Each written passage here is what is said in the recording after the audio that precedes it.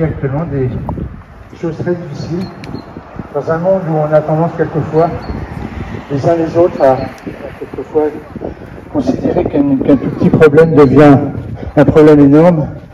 On doit pouvoir mesurer l'importance des événements au regard de ce qui se passe en Ukraine. La cérémonie va se dérouler de la façon suivante. Alain va introduire la cérémonie. Ensuite, le drapeau ukrainien sera hissé à côté du drapeau européen, qui est un symbole. Ensuite, Alain, pendant que le drapeau soit ici, on entendra l'hymne ukrainien. Et Alain pourra vous lire la traduction des paroles de cet hymne. Ensuite, nous aurons un témoignage de Christophe et Natalia, très préoccupés par la situation en Ukraine. Et ensuite, nous terminerons par la lecture d'un poème, un poème sur le thème de la paix, puisque c'est bien ça qui nous incite à être présents là ce matin. Oui, bonjour. Merci d'être là. Cette cérémonie se veut sobre mais symbolique. Il s'agit effectivement de manifester notre soutien et notre solidarité au peuple ukrainien. La guerre, on se félicitait tous que depuis 1945, on ne l'avait pas connue, que nous, notre génération n'avait pas connue, nos enfants et nos petits-enfants non plus. Et finalement, elle est là, notre porte, et qui sait. Donc il faut effectivement se battre pour garder la paix, pour retrouver la paix, et pour défendre aussi des valeurs de solidarité, de liberté et de démocratie. Donc Alain a donné le déroulé. Donc le principal symbole que nous avons, c'est de hisser ce drapeau ukrainien qui effectivement est accroché sur le même mât que le drapeau européen, parce que l'Ukraine est bien à la porte de l'Europe et certains diraient qu'elle est même en Europe, n'en déplaise à d'autres qui sont plus à l'est. Voilà. Les enfants qui sont là, s'ils veulent s'approcher, ils vont hisser le drapeau avec nous.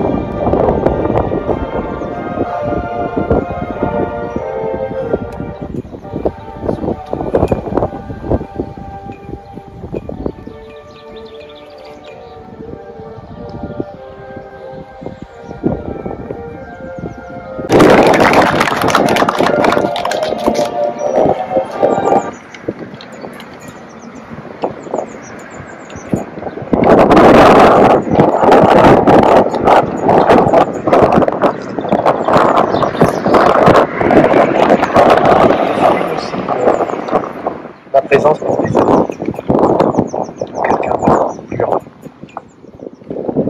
Voilà le drapeau ukrainien et la photo du plus grand poète.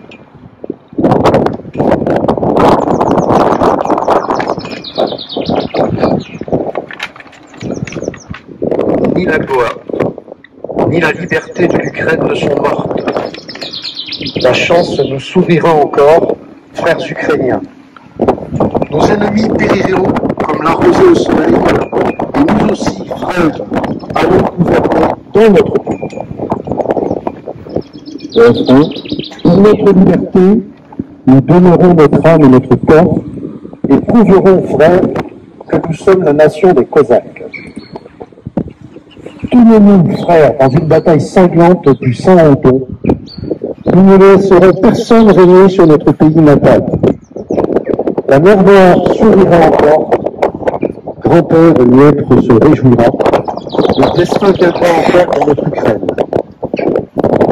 Pour notre liberté, nous donnerons notre âme et notre corps et prouverons, frères, que nous sommes la nation des Cosaques. Et la persévérance, le travail acharné, prouveront leur valeur. En Ukraine, un fort champ de liberté se répandra encore. Il se reflétera dans les Carpates, résonnera dans les steppes. L'Ukraine aura la gloire parmi les peuples. Pour notre liberté, nous donnerons notre âme et notre corps et prouverons, frères, que nous sommes la nation des Cosaques.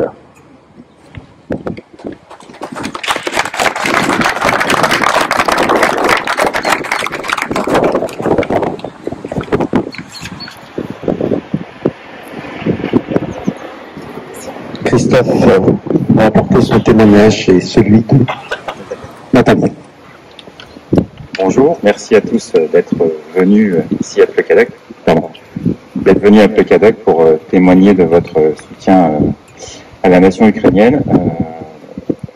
Moi, je voulais juste dire quelques mots par rapport déjà à tout cet élan de solidarité qu'on a pu voir ici à Plecadoc, les communes environnantes et sur toute la France en général, où on voit que tout le peuple français est aussi concerné, se sent vraiment concerné. Alors c'est peut-être historiquement le fait d'avoir connu pour beaucoup la guerre en 39-45, ça rappelle aussi pour certains beaucoup d'images, le fait que le conflit soit très médiatisé. Je pense que forcément dans les têtes des plus anciens en tout cas, ça leur rappelle des mauvaises années ici en France. Comme beaucoup, on pensait, comme Monsieur le maire l'a dit tout à l'heure, on pensait pas revoir des images pareilles à notre porte. Là, au XXIe siècle, avec tous les progrès qu'il y a pu avoir à travers le monde, il suffit juste d'un homme qui se sent un peu plus puissant que les autres et qui décide de mettre à bas toute cette liberté pour certains. Et voilà, c'est quelque chose d'assez inimaginable. Enfin, voilà. Pour le vivre un peu plus près avec mon ami qui était sur place au début du conflit, c'est vrai que c'est quelque chose, même si on pouvait l'imaginer, on ne pensait pas que ça allait arriver quand même, on avait toujours espoir que ça n'arrive pas, car voilà, on est dans des pays où la diplomatie généralement passe avant de montrer ses muscles, et voilà, avec Monsieur Poutine qui en a décidé autrement, c'est vrai que c'était vraiment un retournement de situation qu'on n'aurait pas voulu. Voilà, on a fait autrement. Voilà, en tout cas, nous, on voulait surtout dire, c'est que un grand merci à tout le monde en fait qui a, par des petits gestes, par juste des petits mots, et puis encore par même l'accueil de certains réfugiés. Ici, je vous avoue, je ne connais pas quel est l'accueil, mais en tout cas, énormément de personnes se proposent pour accueillir des familles entières, et ça, c'est vraiment quelque chose qui touche vraiment les Ukrainiens. Et car comme vous le voyez dans les images, ce sont surtout des mamans qui arrivent avec leurs enfants, qui veulent juste protéger leur famille, et les papas souvent sont restés sur place pour justement défendre leur pays, pour défendre leur liberté.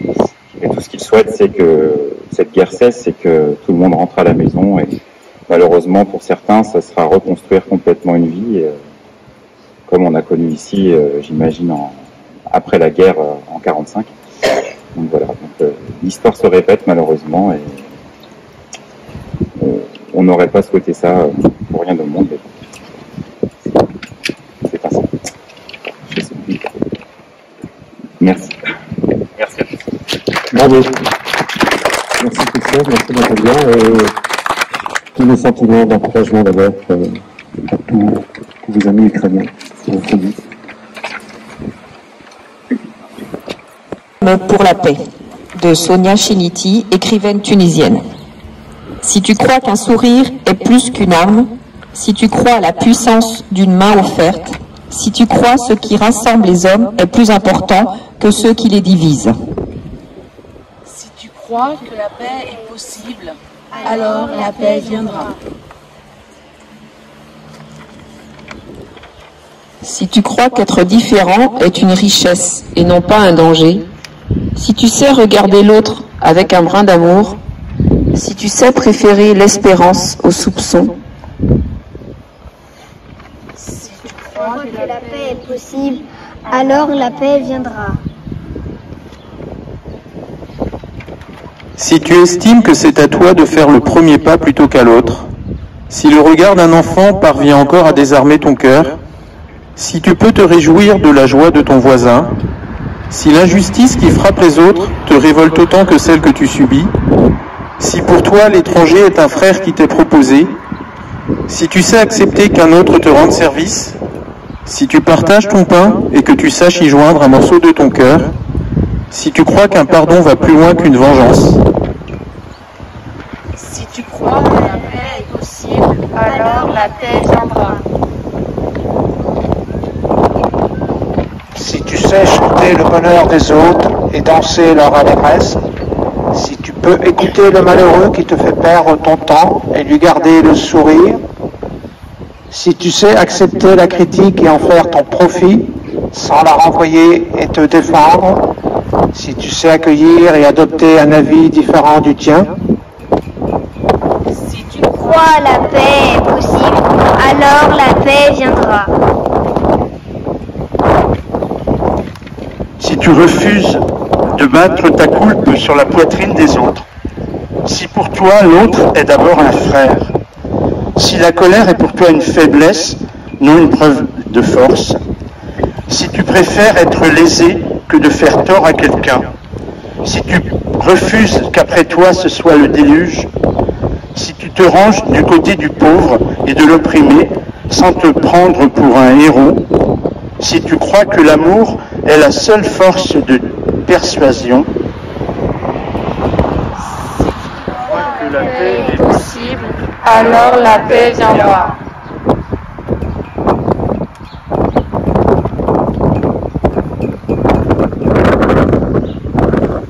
Merci à tous.